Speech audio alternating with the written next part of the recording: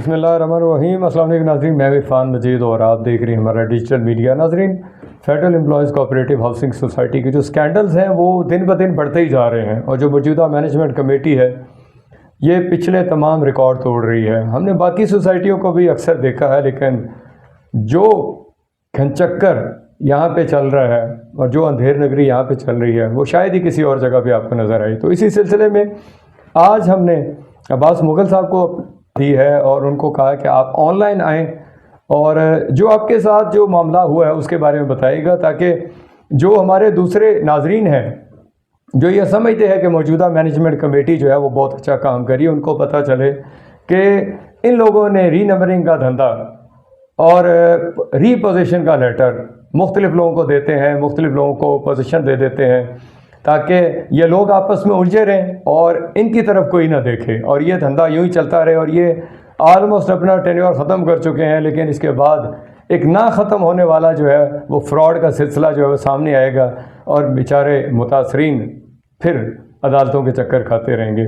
تو میرے ساتھ آج اس پروگرام میں جوائن کیا ہے عباس مغل صاحب نے، جو کہ نیشنل اسمبلی کے ایک متاثرہ شخص ہیں، جنہوں نے اپنی پوری بھاگ دوڑ کی اور انہوں نے اپنا پوزیشن بھی لے لیا، پلاٹ بھی لے لیا اور پوزیشن بھی لے لیا، لیکن جیسے ہی وہ ملک چھوڑ کر سعودیہ میں چلے گئے اور اس کے بعد ان کو معلوم ہوا کہ ان کے ساتھ کیا ہوا۔ تو آج ان سے ہم اسی بارے میں بات کریں گے تاکہ ناظرین کو اور جو ممبران ہیں ان کو معلوم ہو کہ موجودہ مینجمنٹ کمیٹی یہ کس حد تک کرپٹ ہے۔ تو سر بہت شکریہ عباس مغل صاحب کہ آپ نے ہمیں جوائن کیا۔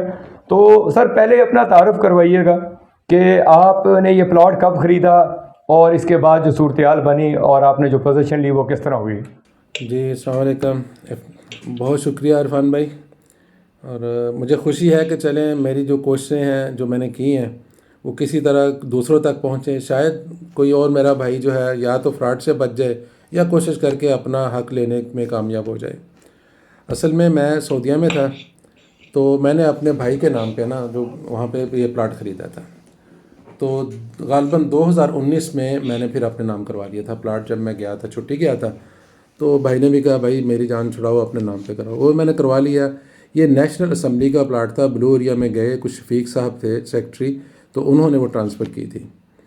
تو خیر پلاٹ میرے نام ٹرانسفر ہو گیا۔ اس کے بعد میں نے ان کے پوزیشن کا جب پوچھا تو انہوں نے کہا تھوڑا ٹائم لگے گا، تو انشاءاللہ امید ہے کہ 1 آدھ سال میں آپ کا یہ کام پوزیشن والا ہو جائے گا۔ خیر دوبارہ میں چھٹی گیا، غالباً اس کے 2020 کی بات ہے، تو سوسائٹی جو ہے جناح گارڈن والی، وہاں کے انہوں نے مجھے شفیق صاحب نے سائٹ آفس میں بھیجا، تو انہوں نے یہ بتایا کہ بھائی ابھی کچھ نہیں ہو سکتا، یہ کمیٹی جو ہے ڈیزالو ہو چکی ہے، الیکشن ہوں گے، نئی کمیٹی آئے گی تو پھر انشاءاللہ ودن 2 ویکس آپ کا کام ہو جائے گا۔ وہ کرتے کرتے الیکشن اتنے لیٹ ہو گئے کہ بس پوچھیں نا۔ خیر جب الیکشن وغیرہ ہو گئے، کمیٹی بیٹھ گئی، پھر میں نے شفیق صاحب سے رابطہ کیا کہ اب تو الیکشن ہو گئے ہیں، تو انہوں نے کہا جی بس اب آپ فکر نہیں کریں، آپ کا کام ہو جائے گا۔ تو ویٹ کرتے کرتے آج کل کرتے کرتے ٹائم گزر گیا، 2 چھٹیاں اور گزار کے میں چلا گیا، لیکن میرا کچھ نہیں بنا۔ خیر میں ایک دفعہ چھٹی آیا تو پھر انہوں نے مجھے بھیجا وہاں پہ سوسائٹی کے آفس میں۔ جب میں وہاں پہ گیا ہوں، ایک سرویر تھا، اس کا نام تھا صدام حسین، تو اس سے میں نے جا کے پوچھا یار یہ میرا لیٹر ہے اس کا پلاٹ کا، تو آپ مجھے میرا پلاٹ دکھائیں۔ وہ مجھے ایک جگہ پہ لے کے گیا، اس نے جگہ دکھائی، اس نے کہا جی یہ دیکھیں یہ نئی گلیاں بن رہی ہیں، یہ آپ کا پلاٹ اس جگہ پہ ہے، لیکن آپ کو دے نہیں سکتے ابھی۔ میں نے کہا جی وجہ کہتا ہے بس تھوڑا ویٹ کریں، کچھ معاملات ہیں وہ ٹھیک ہوں گے تو پلاٹ مل جائے گا۔ چلا گیا، نیکسٹ ایئر پھر چھٹی آیا، ایک اور سرویر تھا، اس کا نام تھا حمزہ، وہ سیم جگہ پہ لے کے گیا، اس نے کہا جی یہ آپ کا پلاٹ ہے، 152 گلی 8 نمبر پلاٹ، اس نے نشاندہی کی۔ اب یہ جو تھا تھوڑا پروگرس ہو چکی تھی، اب وہاں پہ کچھ سیوریج ٹائپ کی چیزیں بھی وہ ہو رہی تھی۔ خیر کرتے کرتے اتنا ہو گیا کہ اب یہ ہم پہنچ گئے 2023-24 میں، تو میں اچانک وہاں پہ گیا تو دیکھا کہ میرے پلاٹ کے ساتھ والے جو جگہ ہے اس پہ گھر بنا ہوا ہے۔ تو نہیں، گھر والا معاملہ بعد میں ہوا، میں سوسائٹی کے آفس میں گیا، یہاں پہ یہ بیٹھتے تھے واجد سائی صاحب کورنگ ٹاؤن کے مین آفس میں۔ واجد صاحب میں نے جا کے پوچھا، انہوں نے کہا جی آپ اگلے سیٹرڈے کو آ جائیں۔ تو میں نے کہا محترم میں اب ٹائم نکال کے آیا ہوں، مہربانی کریں۔ انہوں نے کہا جی دیکھیں آپ کو نہیں پتہ کتنا رش ہے، میں نے کہا جی کل بھی تو سیٹرڈے ہے, مجھے کل کا نہیں, اگلے سیٹرڈے آ جائیں. خیر میں چلا گیا اگلے سیٹرڈے. انہوں نے وہاں پہ جناح گارڈن کے سائٹ آفس میں بلایا اور مجھے جگہ دکھائی کہ یہ جگہ ہے, یہاں پہ نئی گلی بنے گی اور آپ کو اس گلی کے اندر پلاٹ دیں گے اور ود ان 1 ویک دیں گے. تو میں نے کہا بس آپ پوزیشن فیس جمع کروائیں. میں نے جا کے پوزیشن فیس جمع کروا دی. فیس جمع کروا کے تو اس کے بعد پھر میں ان کے آفس چلا گیا. وہاں پہ لڑکے نے کہا نہیں جی اب آپ جائیں نیشنل اسمبلی NOC لے کے آئیں. میں NOC لے کے آ گیا, وہ جمع کرا دیا. اب وہ دن کرتے کرتے 4 دسمبر 2024 میں میری وہ فیس جمع ہوئی. تو کرتے کرتے ہم کہاں پہنچ گئے, اب دیکھیے کس جگہ پہ پہنچے ہوئے. خیر ہوا یہ کہ واجد صاحب نے اب مجھ سے کترانا شروع کر دیا. اب نہ مجھے ملتے تھے, میں آفس جاؤں تو آفس میں ان کا کوئی بندہ مجھے, وہ خالد بلوچ صاحب تھے, وہ اٹینڈ کریں, بٹھا کے چائے پلائی اور فارغ کر دیا, جائیں بھائی پھر آئیں, جو بھی کریں گے واجد صاحب کریں گے. واجد صاحب کو میں کال کروں, میری کال کا جواب نہ دیں, انہوں نے مجھے بلیک لسٹ میں ڈال دیا. تو ایک دن یہ نیول اینکریج کوئی جگہ آیا تو وہاں پہ راؤنڈ اباؤٹ پہ روڈ بن رہا تھا. تو روڈ پہ نا انہوں نے وہ اوپننگ کرنا تھی, مجھے پتہ چل گیا, میں پہنچ گیا وہاں پہ. وہاں سے میں نے واجد صاحب کو پکڑ لیا. انہوں نے کہا نہیں آپ مجھ سے بات نہیں کریں, ادھر نہیں میں بات کر سکتا, صبح آفس میں آ جائیں. میں نے کہا جی میں 2 مہینے سے آپ کے پیچھے پڑا ہوں, آپ میرے قابو میں نہیں آ رہے, مجھے ٹائم نہیں دے رہے, تو برائے مہربانی. انہوں نے اسی وقت بلایا ایک خالد بلوچ اور ذوالفقار نام کا لڑکا تھا. انہوں نے کہا جی کل ان کو ڈیمارکیشن کر کے دیں. تو میں کل چلا گیا ان کے پاس, انہوں نے ڈیمارکیشن نہیں دی. آج کل کرتے کرتے ٹائم یہ آ گیا کہ جناب میں تو عاجز آ گیا. میں نے کہا اب اس کا حل کیا کروں. تو یہ مجھے کچھ خالد صاحب سے میں نے ریکویسٹ کی میری فائل تو دکھائیں. خالد صاحب نے فائل نہیں دکھائی. یہاں پہ پھر میں نے کیا کیا, سوسائٹی کے جو ہے نا سرویر شاکر, اس نے کہا جی انہوں نے اس کی پوزیشن کسی کو دی ہوئی ہے. میں نے کہا کس کو دی ہے. کہتا جی مجھے نہیں پتہ. خیر یہ ان کے ایک شہزاد صاحب ہیں جو ان کے فائنانس کے بندے ہیں, راجہ شہزاد. میں ان سے ملا, انہوں نے اس وقت انٹرکام پہ فون کیا, فون کر کے فائل کی سٹیٹس پوچھا. انہوں نے کنفرم کر دیا کہ یار آپ کی جو فائل وہ بالکل کریکٹ ہے, 2 نمبر اس ڈپلیکیٹ ہوتے ہیں فائل, یہ ڈپلیکیٹ بھی نہیں ہے. تو جہاں اتنا صبر کیا آپ صبر کر لیں, 28 فروری ہماری وہ ایک ڈیٹ ہے, اس ڈیٹ کے بعد میں آپ کو پلاٹ دلوا دوں گا. وہ 28 گزر گئی. اس کے بعد شہزاد صاحب نے بھی وہ اپنا رویہ تبدیل کر لیا. پتہ نہیں ان کی واجد صاحب سے کیا بات ہوئی ہے. اب میں لٹکا رہا. اینڈ رزلٹ کیا نکلا, جب میں نے دیکھا کوئی حل نہیں, تو یہ راجہ خرم شہزاد اگر آپ جانتے ہوں قائمہ کمیٹی کے وہ چیئرمین, میں نے ان کو اپلیکیشن دے دی. تو وہاں پہ جب ایک انہوں نے بلایا, جس دن میٹنگ کا ٹائم تھا, میں نیشنل اسمبلی چلا گیا. تو وہاں پہ جو ان کی میٹنگ ہوگی لمبی راجہ صاحب کی, تو یہ سوسائٹی والے بھی سارے ادھر آئے ہوئے تھے. لیکن انہوں نے کیا کیا, جیسے ہی میٹنگ ختم ہوئی نا, تو اب یہ چلے گئے اپنے کیا کہتے ہیں اس کو, میٹنگ روم سے اٹھ کے نہ چلے گئے. تو راجہ صاحب نے, ان کا جو سیکٹری تھا, مجھے اس نے نا, ایک ہے رابعہ اورنگزیب, DG کوآپریٹو, جی DG کوآپریٹو صاحب جی, ان کے آفس میں بھیجا کہ میں آپ نا ان کے آفس میں چلے جائیں.